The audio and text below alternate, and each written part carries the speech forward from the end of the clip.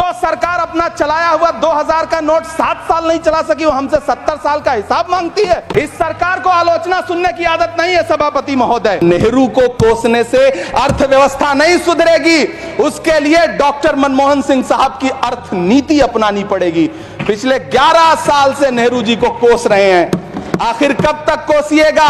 थोड़ा पंडित नेहरू जी के बारे में पढ़िए, तब पता चले कि पंडित नेहरू की शख्सियत का नाम है। खुद को धार्मिक कहने वाली सरकार भगवान श्री कृष्ण के प्रिय खाद्य पदार्थों दही और मक्खन तक पर जीएसटी लगाती है और बात करती है मध्यम वर्ग की हिमायती होने की। बच्चों की किताब और पेंसिल तक पर टैक्स लगाने वाले सरकार से मैं पूछना चाहता हूं कि आप मध्यम वर्ग का हितैषी बताते हैं खुद को, तो शर्म नहीं आती है? जिंदा रहते हुए जनता से हर चीज पर टैक्स वसूलने वाली यह सरकार कम से कम मरने पर तो लोगों को बख्श देती, लेकिन नहीं, वहां भी लूटना है। अंतिम संस्कार के सामान अगरबत्ती, धूप बत्ती, केवड़ा जल, चंदन पाउडर, जौ, बताशा, काला तिल, पंचरत्न, कपूर और कफन तक पर टैक्स लेने वाली यह सरकार किस मुंह से खुद को मध्यम वर्ग का हितैषी बताती है? सभापति महोदय, इस सरकार का बाजार और महंगाई पर कोई नियंत्रण नहीं रह गया है। चाहे देश में लहसुन 400 रुपए किलो बिक जाए,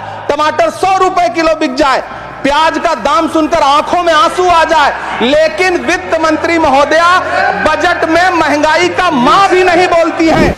पिछले 2 साल अमृतकालीन बजट पेश किए गए और इस बार एक नई शब्दावली गढ़ी गई है, तुष्टीकरण बनाम संतुष्टीकरण का बजट। सभापति महोदय, सुनने में कितना अलंकारिक लगता है यह शब्द। सोच रहा हूं देश की वित्त मंत्री और प्रधानमंत्री जी से पूछूं कि आखिर किसकी संतुष्टि?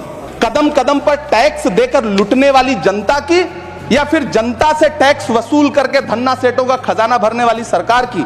किसकी संतुष्टि? जिस बजट में मनरेगा के लिए 1 रुपए की बढ़ोतरी ना हो, जिस मनरेगा से करोड़ों मजदूरों के घर में चूल्हा जलता हो, उस मनरेगा में काम करने वाले गरीब मजदूरों के लिए अगर आपके खजाने से 1 रुपया भी इजाफी नहीं निकल सका, तो भला कौन संतुष्ट हुआ साहब? इस देश का गरीब मजदूर या आपके उद्योगपति दोस्त?